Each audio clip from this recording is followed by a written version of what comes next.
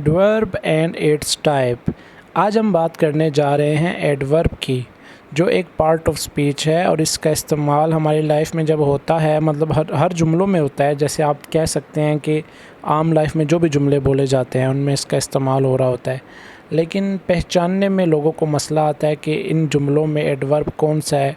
और एडवर्ब की टाइप्स भी होती हैं, तो हमें पता होना चाहिए कि एडवर्ब कहाँ, कब, कैसे यूज़ हो रहा है। तो आज हम इनकी टाइप्स और डेफिनेशन की भी बात करेंगे और साथ साथ मैं आपको बताऊंगा कि कहाँ कहाँ जुमलों के अंदर एडवर्ब यूज़ हो रहा होता है।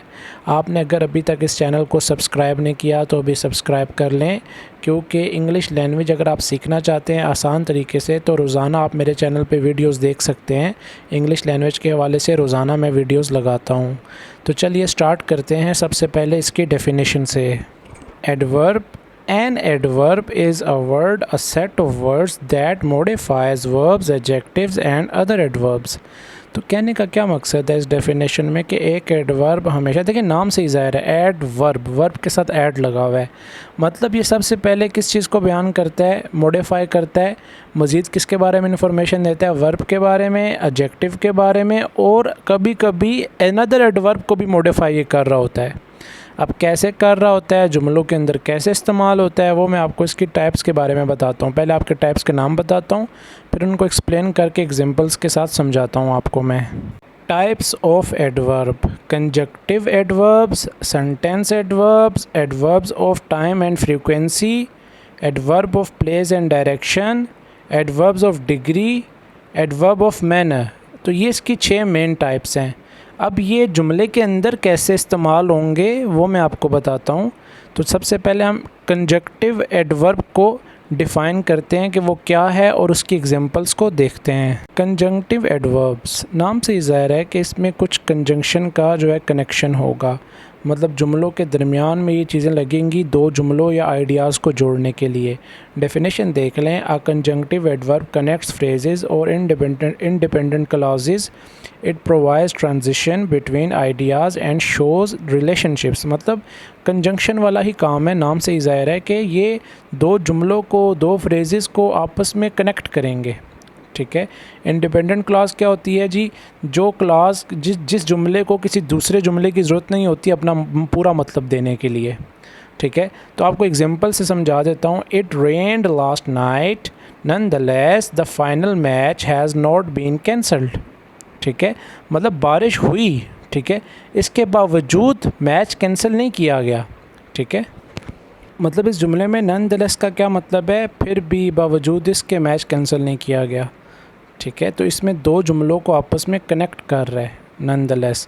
फिर दूसरी example, we are still confused, हम अभी तक कन्फ्यूज़ हैं। However if the umpires will come. ठीक है, मतलब अब हम अभी तक कन्फ्यूज़ हैं कि एम्पायर मतलब आएंगे या नहीं आएंगे। ठीक है, अब बीच में जो हाउएवर लगा हुआ है, ठीक है, we are still confused however, इसका मतलब है जब के।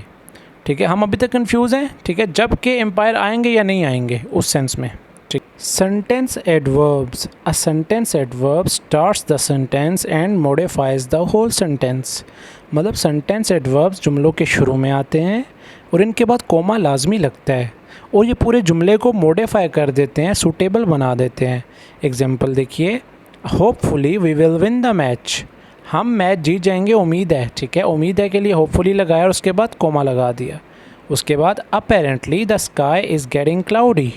ठीक है, अपेरेंटली का मतलब है बज़ाहिर, लगता है कि स्काई, मतलब बज़ाहिर नज़र आ रहा है, the sky is getting cloudy, जो आसमान है वो बादलों से भर रहा है, या मतलब आसमान पे बादल छा रहे हैं। उसके बाद certainly I did not think of coming here, यकीनन मैंने यहाँ आने का नहीं सोचा था। ठीक है, इसमें सर्टेनली के बाद कोमा लग गया। तो सेंटेंस एडवर्ब्स की यही बात है कि इनके बाद कोमा लग जाता है और फिर आगे वाला जुमला पूरा बोला जाता है।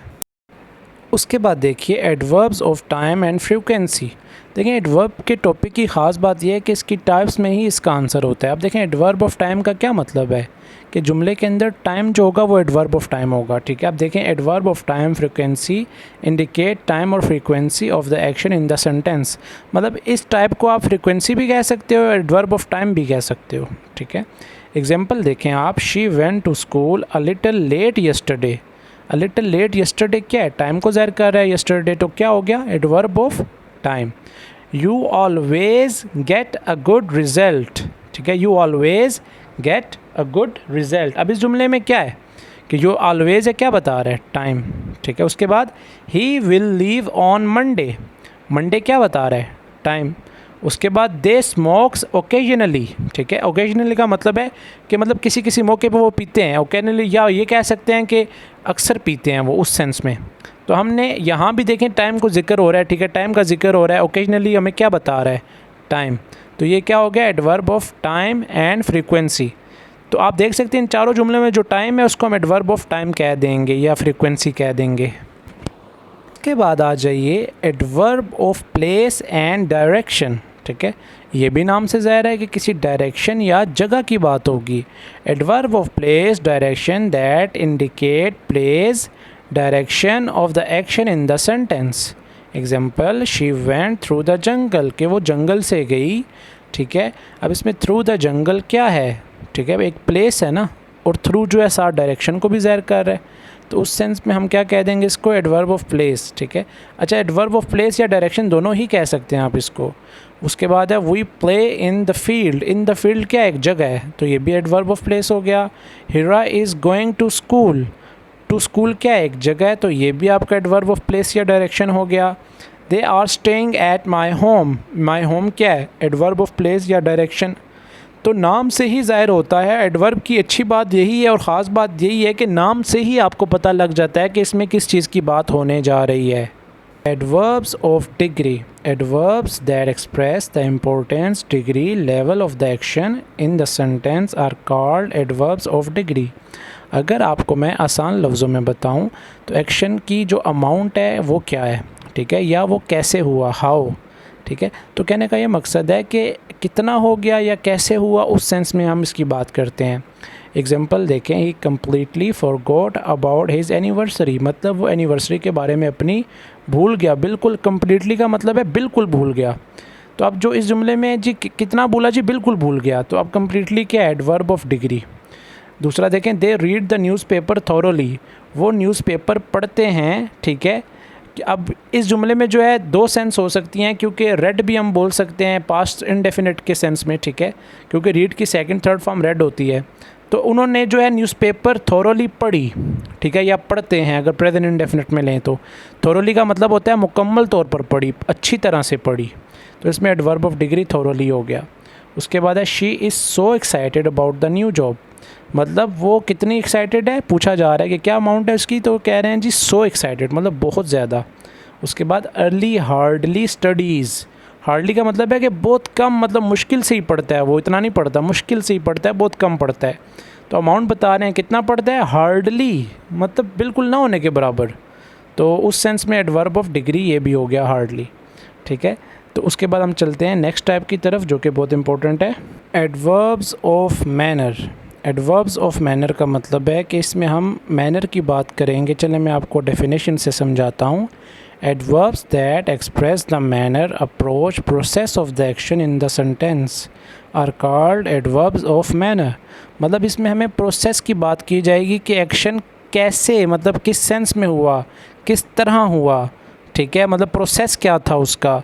एग्जांपल देखें, let's divide the prices equally, ठीक है, कैसे हमने डिवाइड करने हैं, ठीक है, इक्वली मतलब बराबर, ठीक है, बिल्कुल बराबर के तौर पे। उसके बाद प्लीज़ हैंडल द कैमरा, ठीक है, हैंडल द कैमरा केयरफुली, ध्यान से कैमरे को पकड़ें, कैसे पकड़ें, मैनर क्या होना चाहिए, केयरफुली, ध्यान से, एहतियात से। उसके बाद इकरा इज़ वॉकिंग स्लोली, इकरा कैसे चल रही है, स्लोली, आहिस्ता से, मतलब मैनर क्या है या प्रोसेस क्या है उसके एक्शन का, स्लोली है। उसके बाद है शी इज़ रनिंग फास्ट, वो कैसे भाग रहा है, और कैसे भाग रही है, ठीक है, फास्ट, क्या मतलब उसका अंदाज़ कैसा है। अगर एडवर्ब ऑफ मैनर की बात की जाए तो हम अंदाज़ का अंदाज़ा लगाते हैं, भाई वो कैसे कर रही है या कैसे कर रहा है, ठीक है। तो ये आपका एडवर्ब ऑफ मैनर हो गया। तो ये था हमारा पार्ट ऑफ स्पीच का बहुत इंपॉर्टेंट और ख़ास टॉपिक, एडवर्ब, जो लोगों को हमेशा से ही मुश्किल लगता रहा है, लेकिन आपको मैंने बहुत आसान तरीके से बताया। और उसकी ये 6 मेन टाइप्स हैं जो आपको लाजमी आनी चाहिए। वैसे तो लोग कहते हैं कि इसकी बहुत सारी टाइप्स हैं, लेकिन वो आप ना करें, आप सिर्फ ये 6 अगर याद कर लें तो आपका सारा मसला हल हो जाएगा, क्योंकि ये ही इसकी मेन टाइप्स हैं, ठीक है, तो उम्मीद करता हूँ ये आपको टॉपिक पसंद आया है। कोई कन्फ्यूजन है तो कमेंट्स में पूछें। डिस्क्रिप्शन में आपको सीक्वेंस से सारा कोर्स मिल जाएगा, एक्टिव, पैसिव, मॉडल वर्ब और प्रेपोजिशंस वगैरह, तो वो भी जाके लाजमी सारे देखिए और वीडियो को आखिर तक देखा करें, क्योंकि अक्सर लोगों के माइंड जो है ना, आप कह लें कि फॉर एग्जांपल कोई भी पॉइंट मिस हो जाए तो आके पूछते हैं कि सर वो मिस हो गया पॉइंट, वो आपने नहीं कराया। तो आप वीडियो पूरी देखेंगे तो पता लगेगा ना। अगर आप आगे आगे करके देखते रहेंगे तो इस तरह तो आपके कोई पॉइंट क्लियर नहीं होंगे। तो मिलते हैं नेक्स्ट वीडियो में, तब तक के लिए अल्लाह हाफिज़।